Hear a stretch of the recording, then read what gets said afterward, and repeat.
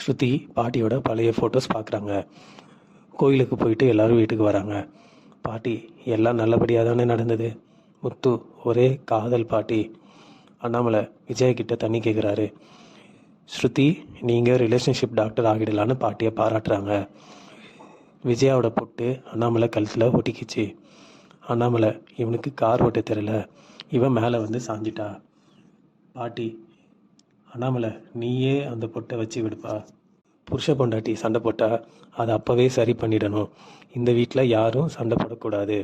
மீனா நீங்கள் வந்தால் தான் இந்த வீடு சந்தோஷமாக இருக்குது. ரவியும் ஸ்ருதியும் அவங்க ரூமில். ரவி ஸ்ருதியை கட்டி பிடிக்கிறாரு. ஸ்ருதி ரவியை அடிச்சிட்றா.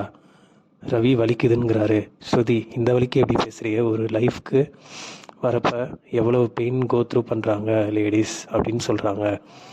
நான் ஒரு முடிவுக்கு வந்துட்டேன். நான் குழந்தை பெற்றுக்க முடியாது. ரவி அதான் 2 இயர்ஸ் வேணும்னு சொன்னியே. ஸ்ருதி நான் லைஃப் ஃபுல்லாக சொல்கிறேன். ரவி அப்போ குழந்தையே வேணான்னு சொல்கிறியா?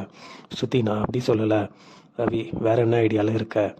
ஸ்ருதி அதான் சரோகன்சி இருக்குல்ல, நிறைய செலிப்ரிட்டிஸ் இதெல்லாம் பண்ணிட்டு தானே இருக்காங்க.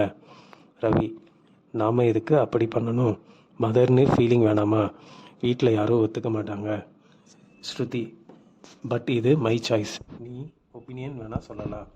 ரவி சரி விடு, நமக்கு முன்னாடி வீட்டில் 2 பேர் இருக்காங்க. மனோஜ்க்கு தூக்கம் வரல.